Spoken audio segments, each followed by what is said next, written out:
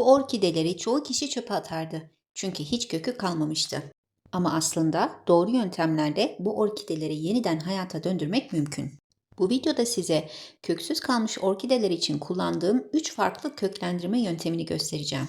Kökleri ve yaprakları çürütmeden güvenli şekilde nasıl ilerlemeniz gerektiğini anlatacağım. Suda büyüyen yeni kökler için güvenli gübreleme yöntemlerini ve gerekirse yöntemler arası geçişin nasıl olduğunu anlatacağım. Eğer siz de orkidelerinizi gerçekten kurtarmak, doğru bakım yapmayı öğrenmek ve internetteki yanlış bilgiler arasında kaybolmamak istiyorsanız kanala abone olmayı unutmayın. Orkid Kadiz kanalıma hoş geldiniz. Elimde tamamen köksüz kalmış bir orkidem var. Kullanacağımız en önemli malzememiz yosun, yani Sphagnum mos. Türkçe'de turba yosunu olarak da biliniyor. Bunlar 2 çeşit satılıyor. Kuru ve yaş şekilde. Benimki kuru olduğu için nemlendirmem gerekli. Üzerine bir miktar su ekliyorum ve yaklaşık 5-10 dakika kadar beklediğimde bu yosun sünger gibi içerisine suyu çekiyor. Zaten köksüz orkidede bu yosunu kullanmamızın en önemli nedeni yapısına çok yüksek miktarda su çekmesi ve ortamı nemli tutması. Kullanacağımız diğer malzeme de kil bilyesi. Sizin elinizde yoksa çakıl taşı da kullanabilirsiniz. Yosunu kullanmak için doğru nem miktarı önemli. Tuttuğunuzda elinizden böyle su akmaması gerekiyor. Bir miktar sıkacaksınız ve yosun ne çok kuru ne de çok yaş kalacak. Kil bilyesinin üzerine yosunu güzelce yerleştiriyorum ama yosunu asla sıkıştırmıyorum. Yosun havadar kalmalı. Şimdi bu köksüz orkidemi yosun üzerine dikkatli şekilde oturtuyorum. Orkide tamamen yosuna gömülü olmamalı. Sadece kök kısmı yosunun üzerine değecek ve bu yosunun sürekli nemli kalması çok önemli. Orkidenin köklenmesi için en önemli şey nem ve gün ışığı. Streç film kullanarak kavanoz içerisinde sera etkisi oluşturuyorum. Bir kürdan veya bıçak yardımıyla üzerine küçük delikler açabilirsiniz. Her gün 1 saat kapağını açıp havalandırmanız gerekli. Yosunun nemini kontrol edin. Yosun muhakkak nemli kalmalı ki orkideniz kolaylıkla köklenebilsin. Sabah güneş alan pencere önüne orkidenizi koyun ve asla şu hatayı yapmayın. Bakın benim bu orkidem Sphagnum mos içerisinde büyürken yapraklarındaki dehidrasyona iyi gelir mi acaba diyerek yapraklarına su spreyledim ve sonuç ortada. Bu arada kanalımda viral ama işe yaramayan değil, gerçek ve denenmiş yöntemleri her hafta paylaşıyorum. Kanala abone olarak destek olmayı ihmal etmeyin. Ve ikinci yönteme geçiyoruz. Şimdi göstereceğim bu yöntemi köklenmiş orkidelerimin gelişimini hızlandırmak için kullanacağım. Sizler tamamen köksüz orkidenizi bu şekilde de köklendirebilirsiniz. Bir pet şişenin üst kısmını makas yardımıyla güzelce kesiyorum. Kestiğim şişenin bu kısmını düzenlemem gerekli. Üçgen şeklinde bu bölümü kesiyorum. Şimdi 2 adet pamuk diske ihtiyacım var. Bu pamuklardan bir tanesini yırtmamaya dikkat ederek mümkün olduğunca uzatıyorum. Uzattığım bu pamuk parçasını kestiğim üçgen kısma yerleştiriyorum ve pamuğun diğer ucunu da şişenin ağız kısmına yerleştiriyorum. Diğer pamuk diski de şişenin ağız kısmına bu şekilde yerleştiriyorum.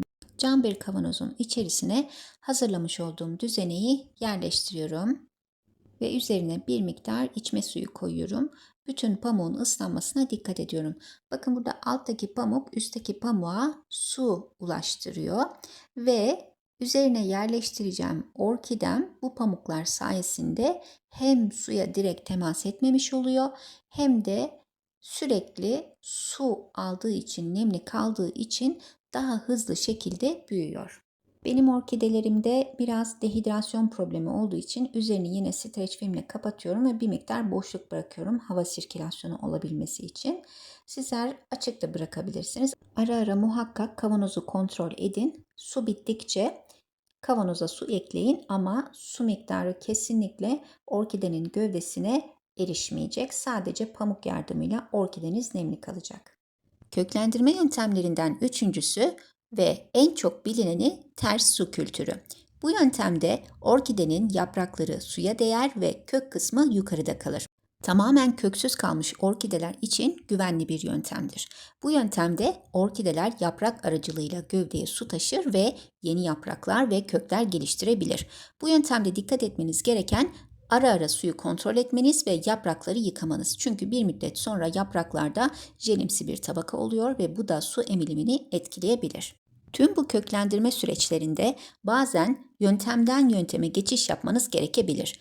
Bakın bu orkidemi ters su kültürüyle köklendirmeye başlamıştım ve yaprak verdi, kök verdi. Ancak bir müddet sonra yapraklar gövdeyi iyi beslememeye başladı. Ben de başka bir yönteme geçtim. Yine şeffaf bir bardak içerisinde köklerin yarısına gelecek kadar su doldurdum ve bu şekilde köklendirmeye devam ettim. Videonun başında gördüğünüz tüm orkidelerim köklendi ve şimdi onları saksıya dikeceğim.